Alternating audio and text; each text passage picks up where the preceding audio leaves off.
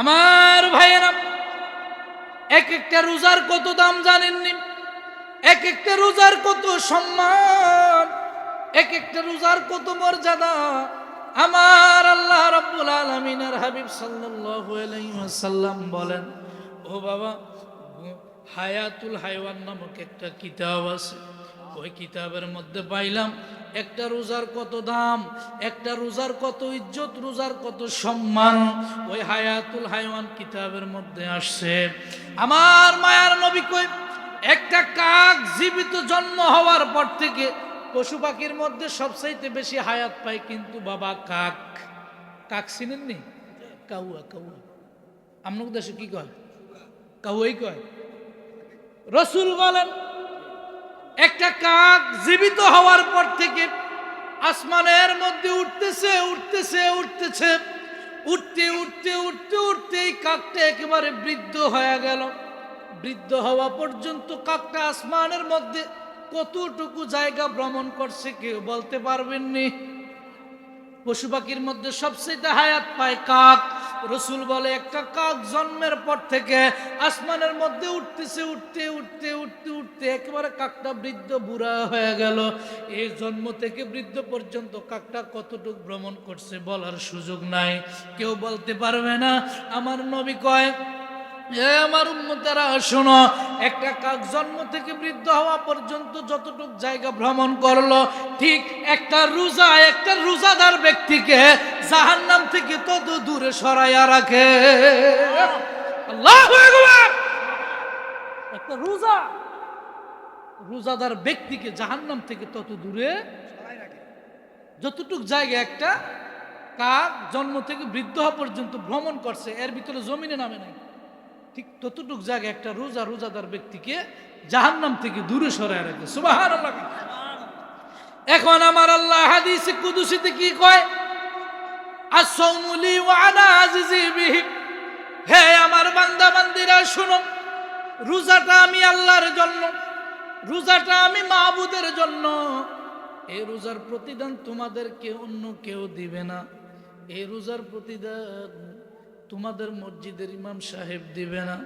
রোজার প্রতিদান তোমাদের মা বাবা দিবে না। রোজার প্রতিদান দুনিয়ার কোনো মুফতি মুহাদ্দিস মুহাক্কিক আলেম দিবে না। এই রোজার প্রতিদান কোনো পয়গম্বর নবী রাসূল দিবে না। আমি মদিনার কামলেওয়ালা নবী আল্লাহর নুরানি জবান মুবারকে বলে দিচ্ছি, আল্লাহ হাদিসে কুদসিতে রোজার প্রতিদান দুনিয়ার কোনো অন্য মানুষ দিবে না। আমি আল্লাহর নিজ কুদরতি জবান দ্বারা তোমাদেরকে আমি আল্লাহ শোনায় দিচ্ছি। আস-সাওমু লি ওয়া আনা আজিজি বিহি। রোজাটা আমি আল্লাহর জন্য, কিয়ামতের ময়দানে এই রোজার প্রতিদান স্বয়ং আমি আল্লাহ রাব্বুল আলামিন নিজেই দিব। কে দিবে? কি রে বাবা, আমি একটু রিসার্চ করলাম, গবেষণা করলাম। রোজা হইল ফরজ, ঠিক কিনা? নামাজ পড়া, নামাজ পড়া, হজ করা, যাকাত দেওয়া, ঈমান আনা, রোজা রাখা, সব আমল ফরজ। কিন্তু নামাজের ব্যাপারে আল্লাহ কেন বললেন না? আমার আল্লাহ বলতে পারতেন, ওয়াকিমুস সালাহ, নামাজ আমার জন্য, আমি নামাজের প্রতিদান নিজ হাতে দিব। হজ আমার জন্য, ওয়ালিল্লাহি আলান নাসি হিজ্জুল বাইতি, হজ আমার জন্য, হজের প্রতিদান আমি আল্লাহ নিজ হাতে দিব। পর্দা আমার জন্য, পর্দার প্রতিদান আমি আল্লাহ নিজ হাতে দিব। তাহাজ্জুদ আমি আল্লাহর জন্য, আমিনাল লাইলি ফাতাহাজ্জাদ বিহি নাফিলাতাল লাক, তাহাজ্জুদ আমি আল্লাহর জন্য, তাহাজ্জুদ আমি নিজ হাতে তার প্রতিদান দেব। পর্দা আমি আল্লাহর জন্য, ওয়াকরনা ফি বুয়ুতিকুন্না ওয়ালা তাবাররাজনা তাবাররুজাল জাহিলিয়াতিল উলা, পর্দা আমি আল্লাহর জন্য তোমরা করো, আমি আল্লাহ নিজে পর্দার প্রতিদান হাসরে দিব। জিকিরের দাওয়াত আল্লাহ দিলেন, আলা বিযিকরিল্লাহি তাতমাইন্নুল কুলুব, তোমরা জিকির করো, আমি আল্লাহর অন্তরে শান্তি পাইবা। জিকিরের দাওয়াত আমি আল্লাহ তোমাদেরকে দিচ্ছি, জিকিরের প্রতিদান আমি আল্লাহ নিজে দিব। কি আল্লাহ কোনো ইবাদতের কথা বলেন নাই, কোনো ইবাদতের কথা আল্লাহ বলেন নাই আমি আল্লাহর জন্য নিজে তার প্রতিদান দিব।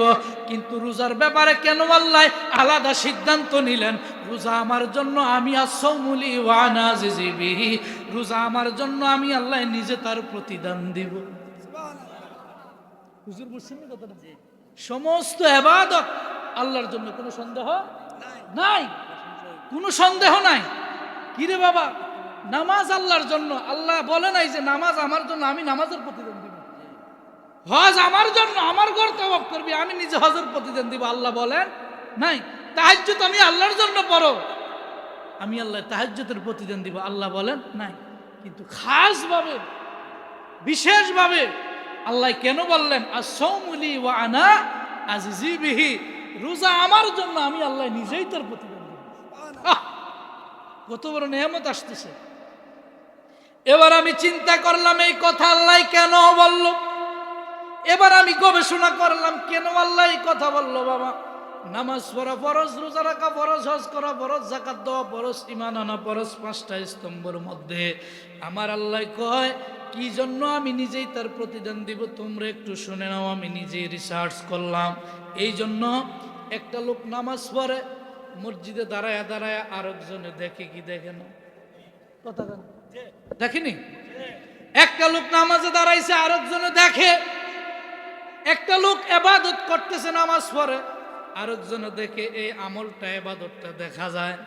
একটা লোক হজ করে, খানে কাবা তাওয়াফ করে, সাফা মারওয়া সাই করে, মুজদালিফায় অবস্থান করে, এই ইবাদতটাও দেখা যায়। এরপরে একটা লোক যাকাত দিচ্ছে নাম ফুটানির জন্য। বহু যাকাত আছে না? না আছে, আমরা হাজিগঞ্জে নাই।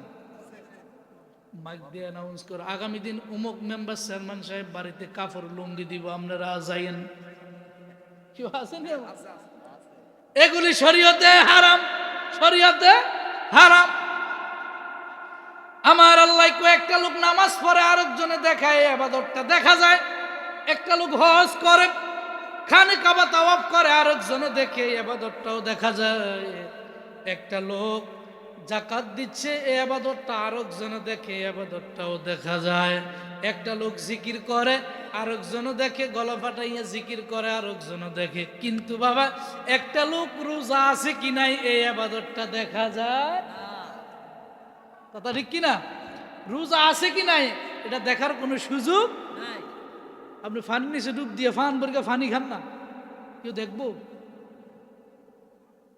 আপনি ঘরের দরজা বন্ধ করে, ঘরে কেউ না, বিল্ডিং এর দরজা বন্ধ করে সারাদিন ভর খান, কেউ দেখবো? একটা রোজাদাররে যেমন দেখা যায়, একটা বেনামাজিরও তেমন দেখা যায়। এই ইবাদতটা দেখা যায় না।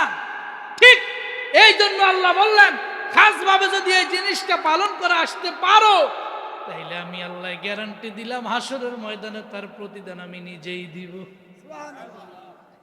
এবার রোজাদার কবরে গেলে কেমন সম্মান, রোজাদার কবরে গেলে কেমন মর্যাদা। ও মা বোনেরা, আপনারাও শুনেন, রহমত বরকতের মাস আসতেছে, ইবাদত বন্দেগীর মাস আসতেছে, নাজাতের মাস আসতেছে। ও মা, এই রমজান মাস এমন হইতে পারে আপনার আমার জীবনের শেষ রমজান। গত বছর রামধনী মিরায় বহু লোক আসিল নাকি? এই বছর আসেনি? অনেকেই ছিল গত বছর, এই বছর নাই। এমন হইতে পারে এই বছর আপনি আমি আছি, আগামী বছর নাও থাকতে পারে। নিঃশ্বাসের কোনো গ্যারান্টি নাই। এ রোজা রাইখা যদি আপনি আমি কবরে যাইতে পারি, বাবা কেমন সম্মান। আমার মায়ার নবী কয়, ইদা উদিয়াল মাইয়িতু ফি কবরিহি জাআল কুরআনু ইনদা রাসি। এতক্ষণ কিন্তু যেহেতু গাউসে পাকের স্মরণের মাহফিল, গাউসে পাক সম্পর্কে একটু আলোচনা করছি, শুনছেন না? এবার একটু আমলের আলোচনা শুনতে হইব, কি ঠিক কিনা? গাউসে পাকেরটা হইল শান ঈমান, এইটা হইল আমল। ঈমান আমল একসাথ কইরা কবরে গেল কিন্তু বাবা উপায় আছে। আর ঈমান আমল যদি একসাথ কইরা কবরে না যান, উপায় নাই, উপায় নাই, আমার উপায় নাই রে। কোন দিন জানি আজরাইল আসে আঙ্গিনায়, উপায় নাই, আমার উপায় নাই রে। ঠিক কিনা? আমার নবী কয়, রোজা রাইখা যদি কোনো ব্যক্তি কবরে যাইতে পারে রে বাবা, ও আমার রান্ধুনি মুরার মা বোনেরা, ও মুরব্বী যুবক ভাইরা, শুনেন এই রোজার কত মর্যাদা, রোজার কত সম্মান। রাসূল বলেন, ইদা উদিয়াল মাইয়িতু ফি কবরিহি জাআল কুরআনু ইনদা রাসি ওয়াস সালাতু আন ইয়ামিনি ওয়াস সিয়ামু আন শিমালি ওয়া সাইরুল হাসানাতি ইনদা রিজলাইন। আমার মায়ের নবী কয়, উম্মত উম্মত উম্মত, তোমরা শুনে নাও, শুনে নাও, মাহে রমজানের রোজা রাখিয়া নামাজ পড়িয়া ইবাদত করিয়া যদি তোমরা কবরে আসো, আমি আল্লাহ কেমন পুরস্কার রাখলাম তোমাদের জন্য, আমি আল্লাহ কেমন ঘোষণা দিচ্ছি তোমাদের জন্য, আমি আল্লাহ কেমন পুরস্কারের ওয়াদা দিচ্ছি তোমাদের জন্য, শুনে নাও। আল্লাহ নবী কয়, একজন রোজাদার ব্যক্তি, নামাজি ব্যক্তি, সে যখন কবরে যাবে, কবরে যাওয়ার পরে যা আল কুরআন ইনদা রাসি, ওই ব্যক্তিকে যখন কবরের মধ্যে শোয়াইয়া সবাই চলে আসবে, চলে আসার পরে আমার মদিনার কামলেওয়ালা নবী কয়, যা আল কুরআন ইনদা রাসি, তার মাথার নিকট আল্লাহর 30 পারা কোরআন আইসা হাজির হয়ে যাবে। ওরে কেউ যদি ওদের কষ্ট দেয়, যেন আমায় কষ্ট দেয়, বলেন কেউ যদি ওদের কষ্ট দেয়, যেন আমায় কষ্ট দেয়, কষ্ট দিল মা ফাতেমাকে, বলেন কষ্ট দিল। মাশাআল্লাহ, জান্নাতের সরদার যারা শহীদ করলো কাহারা, বলেন জান্নাতের সরদার যারা শহীদ করলো কাহারা, বুঝবি তোরা হাসরের মাঠে, বলেন বুঝবি তোরা হাসরের মাঠে। হযরত হাসান বিষ খেয়ে গেলেন নানার দরবারে, বলেন হযরত হাসান বিষ খেয়ে গেলেন নানার দরবারে, নানা আর সইতে পারি না ব্যথারে, নানা আর সইতে পারি না ব্যথারে।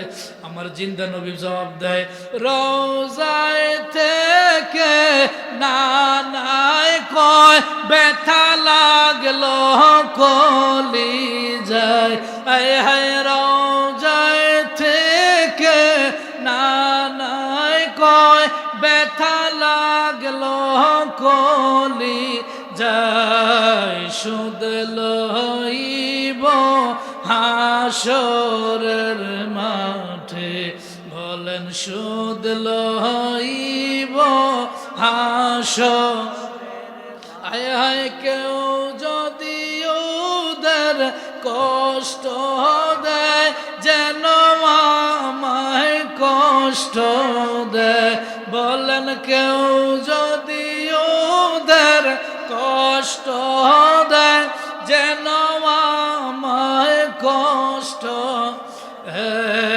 কষ্ট দিল মা ফাতেমা, এ বলেন কষ্ট দিল মা ফাতেমা।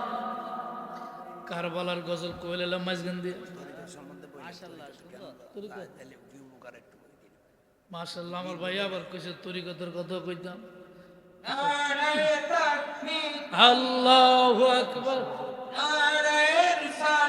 ইয়া রাসূলুল্লাহ, আহলে সুন্নাত ওয়াল জামাত জিন্দাবাদ জিন্দাবাদ, নারায়ে গাউসিয়া, ঈশা হুজুরের আগমন শুভেচ্ছার স্বাগতম, ঈশা হুজুরের আগমন শুভেচ্ছার স্বাগতম, এলাকাবাসীর পক্ষ থেকে গোলাপ শুভেচ্ছা, মাহফিল কমিটির পক্ষ থেকে।